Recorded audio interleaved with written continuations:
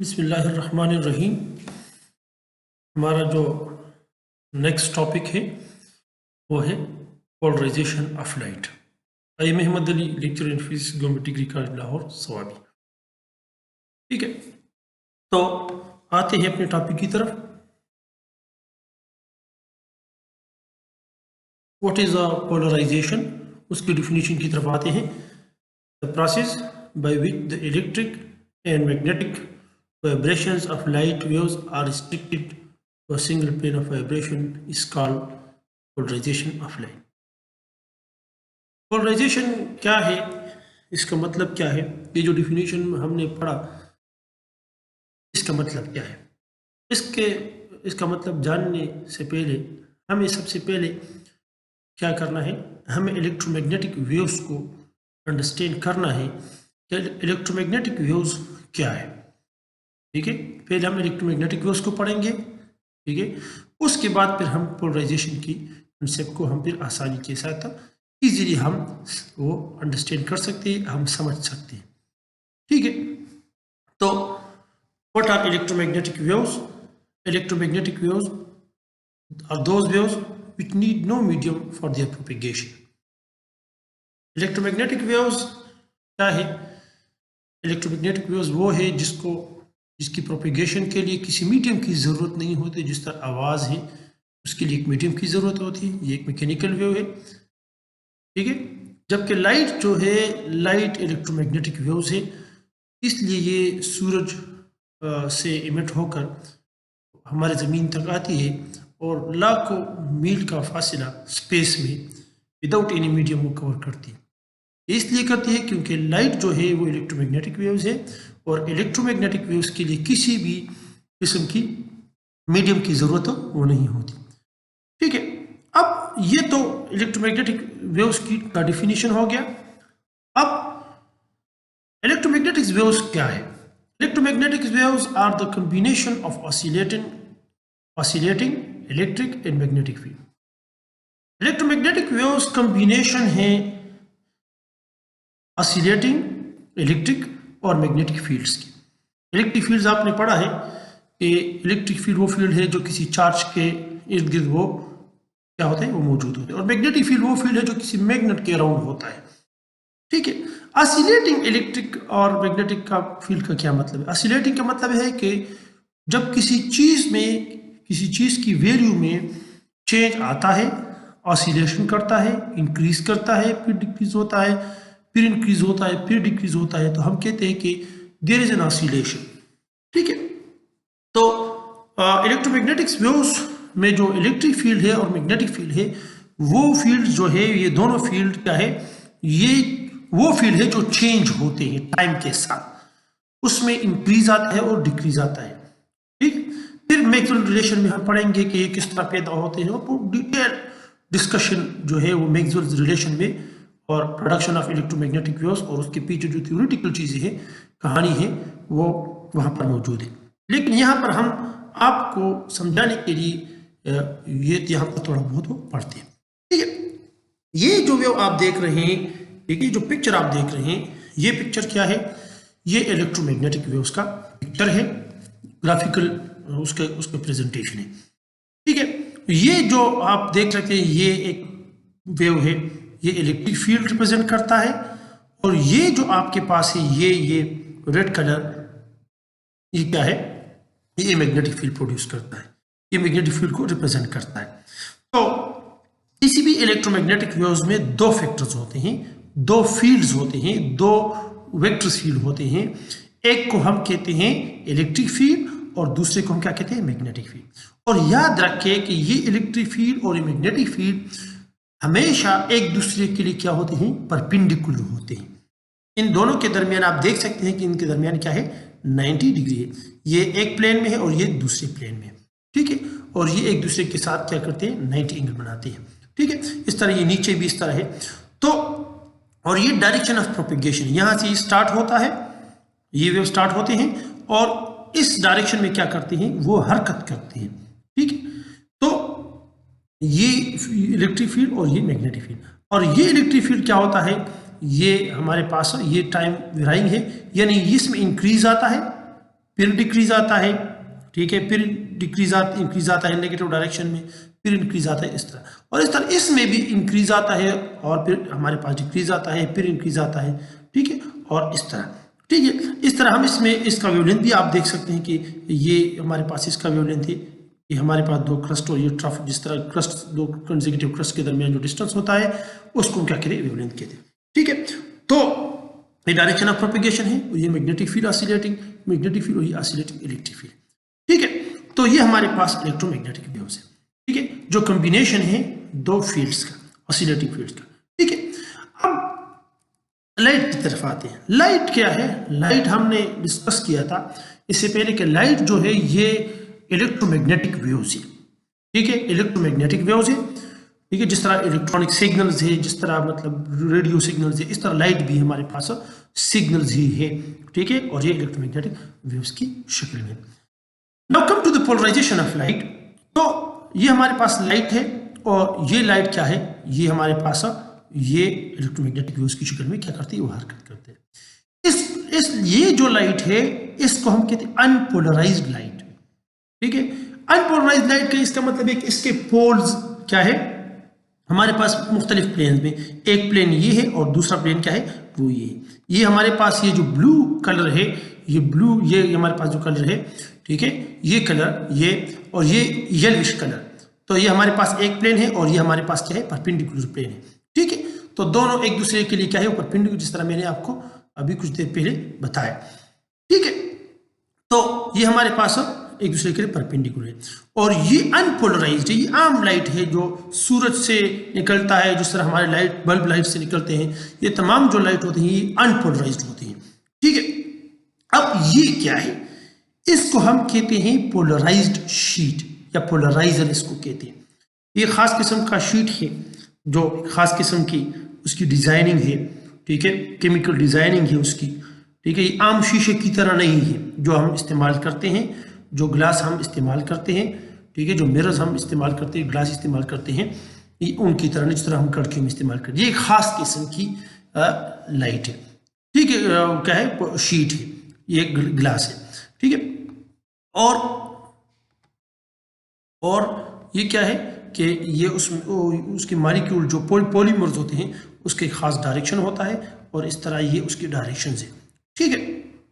तो इस शीट जिसको हम पोलराइज्ड ग्लास कहते हैं या इसको पोलराइजर कहते हैं, इससे हम इस अनपोलराइज्ड लाइट को क्या करते हैं, वो गुजारते हैं। तो जब वो गुजरता है तो क्या होता है, तो सिर्फ वो लाइट फील्ड्स इससे पास होता है जो इस इन लाइंस को क्या हो, वो पैरेलल हो। इसको हम कहते हैं पोलराइज्ड डायरेक्शन भी इसको कहते हैं इन लाइंस को, ठीक है, ठीक है। तो सिर्फ वो फील्ड जो इन लाइंस को पैरेलल है, जिसको हम पोलराइज्ड डायरेक्शन कहते हैं, वो इससे पास होगा, ठीक है। और बाकी जो फील्ड्स होंगे वो इसको परपेंडिकुलर होंगे। अगर इसको परपेंडिकुलर होंगे या कोई और डायरेक्शन एंगल बनाता है तो वो एब्जॉर्ब होगा। तो ये पोलराइजर शीट सिर्फ उन फील्ड्स को अलाउ करता है जो इसकी पोलराइज्ड डायरेक्शन या इन लाइंस को क्या होता है, वो पैरेलल होता है, तो इससे आसानी के साथ वो गुजर जाते हैं। और इसके अलावा जितने भी है जो परपेंडिकुलर है, ठीक है, तो वो इसके साथ वो ये शीट एब्जॉर्ब करता है और उसको गुजरने नहीं देता। तो हमारे पास क्या आ जाता है कि हमारे पास ये एक क्या आ गया, वेव हासिल हुआ, ठीक है, ये वेव हासिल हुआ। इस वेव को हम कहते हैं पोलराइज्ड लाइट। अब ये एक प्लेन में है, ठीक है, ये अब एक प्लेन में है, ठीक है, ख्वा एक्स वाई प्लेन है, ख्वा वाई जेड प्लेन है, ख्वा जेड एक्स प्लेन है, जो भी प्लेन है, लेकिन अब ये एक प्लेन में है।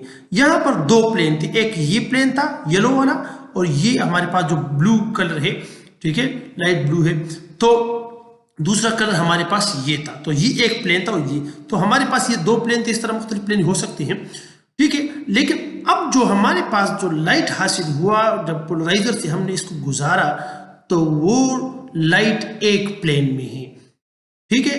तो जिस तरह मैंने आपको डिफिनीशन में बताया, ठीक है, डिफिनीशन में मैंने आपको बताया कि पोलराइजेशन क्या है, the process by which the electric and magnetic vibration of light are restricted to a single plane of vibration. ये पहले मुख्तलिफ प्लेन्स में थे, अब इसको हमने रिस्ट्रिक्ट कर दिया है, कन्वर्ट कर दिया है एक प्लेन में, ठीक है। तो ऐसे लाइट को हम क्या कहते हैं, पोलराइज लाइट कहते हैं। और इस फिनोमेना को, ये जो प्रोसेस हमने किया, ठीक है, ये जो अमल इसके साथ हुआ, ठीक है, इसको कहते हैं पोलराइजेशन ऑफ लाइट, ठीक है, ठीक है।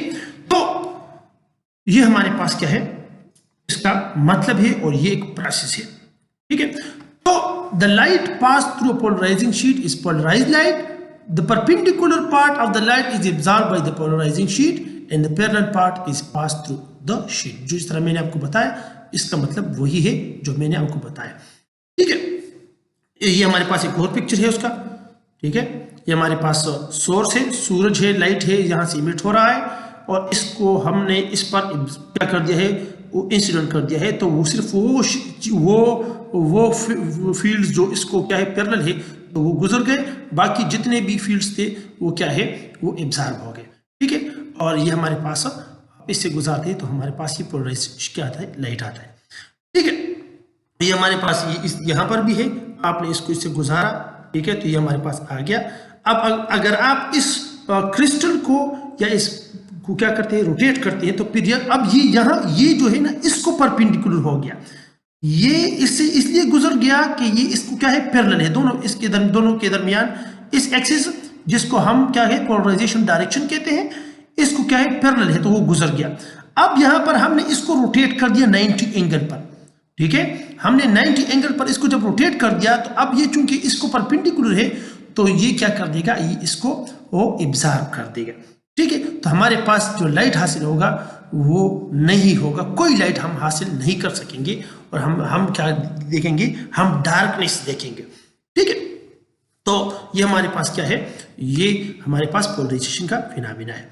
अब जो हमारा असल मकसद इसके पीछे है वो क्या है, light is a transverse wave. Now we are going to check which type of wave light is, look at below, ठीक है। लाइट क्या है, ट्रांसवर्स है या लॉन्गिट्यूडनल है, ठीक है। ये हमें कहां से पता चलता है, ये हमें पोलराइजेशन ऑफ लाइट से पता चलता है। किस तरह चलता है, इसकी तरफ हम आते हैं। ये हमारे पास क्या है, ट्रांसवर्स वेव है, हमने एक तार लिया है, धागा लिया हुआ है, और क्या किया है कि हमने इसको एक स्लिट के साथ किसे गुजारा है, तो ये इससे गुजर रहा है, ठीक है। आप देख सके इससे गुजर रहा है, इससे भी गुजर रहा है, और आपको कोई तकलीफ नहीं है, आसानी के साथ ये वेव क्या करता है, ये ऑसिलेट करता है, इस तरह जा रहे, और इसके इस दरवाजे के साथ वो क्या हो गए, वो गुजर गए। अब यहाँ पर हमने क्या कर दिया है कि हमने एक दरवाजा इस तरह कर दिया, स्लिट जिसको हम दरवाजा कह सकते हैं, आप स्लिट्स कह सकते हैं, और एक को हमने 90 एंगल पर क्या कर दिया है, रोटेट कर दिया है। तो क्या है कि हमारे पास ये इससे गुजर गया, लेकिन ये यहाँ से इससे नहीं गुजर सका, क्योंकि ये क्या करता है, ये स्लिट जो है ना, इस वेव को क्या करता है, वो स्टॉप करता है, ठीक है। तो हमारे पास ये हासिल हुआ, ठीक है। और अगर हम मतलब ये है कि स्लिट को अगर हम रोटेट करते हैं तो फिर ट्रांसवर्स वेव पास नहीं होता, नहीं गुजर सकता। लेकिन अगर हम लॉन्गिट्यूडनल वेव्स की बात करें, तो लॉन्गिट्यूडनल वेव में क्या है कि अगर हम पैदा करें, अगर आप इसको रोटेट करें, इस तरह होगा, अगर इस तरह होगा, तो फिर भी हमारे पास वो वेव्स इससे गुजर सकता है, ठीक है। तो स्लिट की ओरिएंटेशन यानी उसको रोटेट करना का असर जो होता है वो सिर्फ ट्रांसवर्स वेव पर है। आप देख सकते हैं कि ट्रांसवर्स वेव पर इसके रोटेशन करने का असर है, जबकि लॉन्गिट्यूडनल वेव पर इसका कोई असर वो नहीं होता, ठीक है।